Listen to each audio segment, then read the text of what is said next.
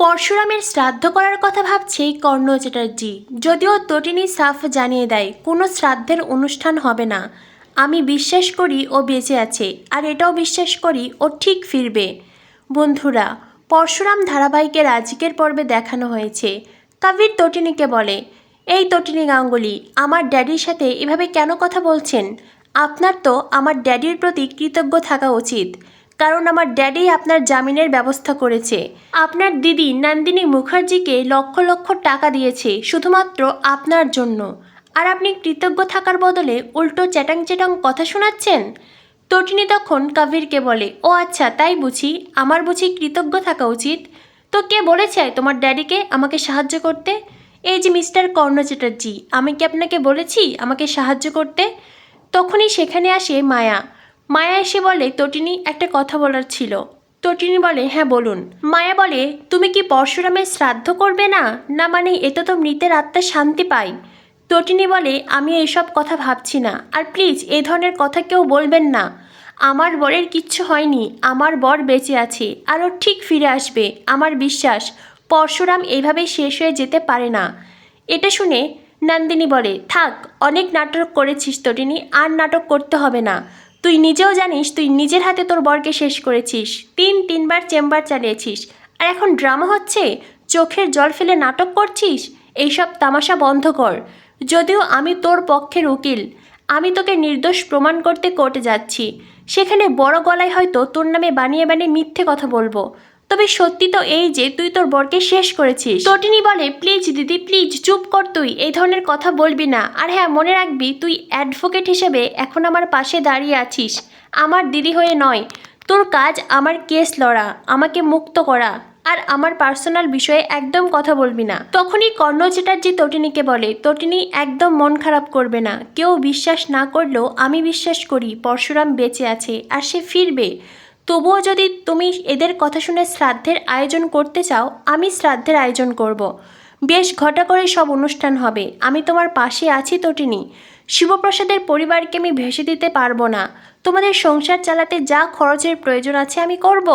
এমনকি তোমাদের বাচ্চা কাচ্চাদের লেখাপড়া, ওদের যাবতীয় খরচ আমি দেব। তখনই সেখানে আসে জিৎ মুখার্জি। জিৎ মুখার্জি কর্ণ চ্যাটার্জিকে বলে, এতটা ইমোশনাল হয়ে কোনো লাভ নেই। তখনই কর্ণ চ্যাটার্জি বলে, আমি ইমোশনাল হয়ে কথাগুলো বলছি না, আমি কাবির আরাধ্যাকে কথা দিয়েছি। এতকাল আমি তটিনী গাঙ্গুলির সাথে যা খারাপ ব্যবহার করেছি, যা অন্যায় করেছি, এবার তার প্রায়শ্চিত্ত করতে চাই। সেজন্যই আমি এই পরিবারের পাশে দাঁড়াবো। তখনই তটিনী বলে, থাক, আপনার সাহায্যের কোনো প্রয়োজন নেই আমার। তাছাড়া মেয়েদেরকে এতটা অসহায় ভাববেন না। এই পৃথিবীতে অনেক মেয়েরা আছে যারা তাদের স্বামী ছাড়াও সন্তানদের লালন পালন করছে, বড় করে তুলছে। আমিও সেই মেয়েদের মতোই লড়াই করে হলেও আমার সন্তানদের একাই সামলাতে পারবো। ওদের যাবতীয় খরচ আমিই করতে পারবো। আপনার সাহায্যের কোনো প্রয়োজন নেই। কখনো মেয়েদের এতটা দুর্বল ভাববেন না। আর হ্যাঁ, আমি কারোর সাহায্যের আশাও করি না। এই বলে তটিনী ওখান থেকে চলে যায়।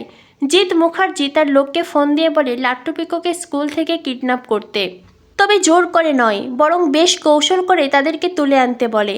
বাচ্চাদেরকে বলতে বলে যে তটিনী গাঙ্গুলির জেল হয়েছে, আর তাই তো তটিনী তাদেরকে আসতে বলেছে। ব্যাস, এটা বললেই বাচ্চারা কাঁদতে কাঁদতে কোর্টে চলে আসবে, আর তখনই তাদেরকে মাঝ রাস্তা থেকে কিডন্যাপ করা হবে। জিৎ মুখার্জির কথাই সেই গুন্ডারা লাট্টু পিকোর সামনে যায়। লাট্টু পিকো তখন একে অপরের সাথে কথা বলছিল। আজ তটিনীর কেস কোর্টে উঠবে। মাম্মির যে কী হবে এই ভেবে দুই ভাই বোন বেশ দুশ্চিন্তায় আছে। আজ তাদের ইউনিট এক্সাম, আর তখনই গুন্ডারা তাদের সামনে এসে হাজির হয়। লাট্টু পিকোকে বলে, তোমাদের মাম্মি এক্ষুনি তোমাদেরকে আদালতে যেতে বলেছে, কারণ তোমাদের মাম্মির সাজা হয়েছে, তাই তোমাদের শেষবার দেখতে চাই। এটা শুনে পিকো খুব ইমোশনাল হয়ে কাঁদতে থাকে। লাট্টু তখন পিকোকে বলে, দি ভাই, আমরা কোথাও যাব না, মাম্মি বলেছে না অপরিচিত কারোর সাথে কোথাও না যেতে। তখনই পিকো বলে, কিন্তু ভাই, ও যে বলল মাম্মির সাজা হয়েছে, আমাদের মাম্মি আমাদের যেতে বলেছে, আমরা যাব না? চল ভাই চল, আমরা যাব। এই বলে লাট্টু পিকো সেই গুন্ডাদের সাথে গাড়িতে চড়ে। গুন্ডারা গাড়ি স্টার্ট দিতেই তাদের সামনে এসে দাঁড়ায় সঙ্গের দল, আর সেই সঙ্গের দলের মাঝে মহাদেবের অবতারে রয়েছে শিবপ্রসাদ গাঙ্গুলি। গাড়ি থেকে সেই গুন্ডারা নেমে আসে, সঙ্গের দলকে সরে যেতে বলে। তখনই পরশুরাম সেই গুন্ডার মুখোমুখি দাঁড়ায়, আর চেম্বার চালিয়ে তাকে শেষ করে ফেলে। আরেকজন গুন্ডা গাড়ি থেকে নেমে এলে পরশুরাম একই কায়দায় তাকেও শেষ করে ফেলে। এরপরেই সঙ্গের দলের এক চরিত্র যায় লাট্টু পিকোকে গাড়ি থেকে নামাতে।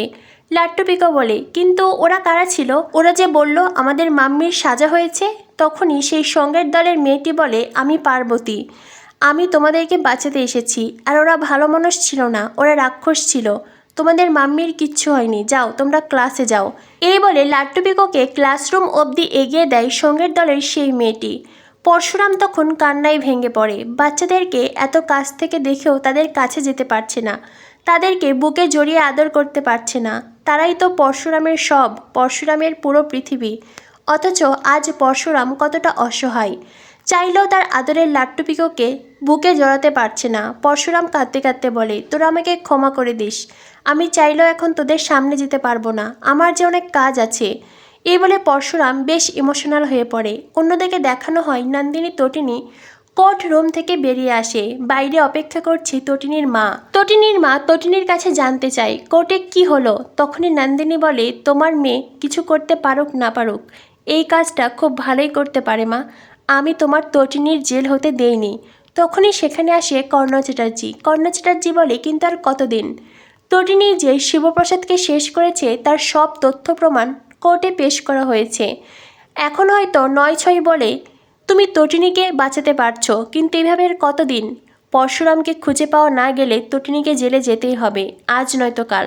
তবে হ্যাঁ, তটিনীর মা, আপনাকে বলছি, একদম ভাববেন না, আমি আছি আপনার মেয়ের পাশে। প্রয়োজন পড়লে নন্দিনী মুখার্জিকে আরও বেশি টাকা ফিস দেব, তবুও তটিনীকে ভেসে যেতে দেব না। এই পরিবারের পাশে আমি দাঁড়াবো। অন্যদিকে জিৎ মুখার্জি খবর পায় যে তার লোকেরা ওখানেই শেষ হয়েছে। তবে তাদেরকে শেষ করলো কে? কর্ণ চ্যাটার্জি বলে, তটিনী নয় তো? জিৎ মুখার্জি বেশ চিন্তায় পড়ে যায়, কারণ সকলের চোখে পরশুরাম নেই, পরশুরাম মরে গেছে। তাই পরপর যে ঘটনাগুলো ঘটছে সেই সব কিছু যে পরশুরাম করছে এই ধারণাও কারণ নেই। অন্যদিকে পরশুরাম এই চালটাই চেলেছে, পুরো পৃথিবীর কাছে মৃত সেজে সে তার প্রতিশোধ নিতে ফিরে এসেছে। তো বন্ধুরা, বুঝতেই পারছো, একদিকে অসহায় তটিনী আর অন্যদিকে আড়ালে থেকে গেম প্লে করছে পরশুরাম। এইবার শত্রুদের শেষ করার পালা। প্রথমে শেষ করা হবে জিৎ মুখার্জিকে, তারপরে সৌরভকে, আর তারপরেই বিজিত লাহিড়ীকে। কী হতে চলেছে পরশুরাম ধারাবাহিকের পরবর্তী আপডেট পেতে আমাদের সাথেই থেকো। ধন্যবাদ সবাইকে।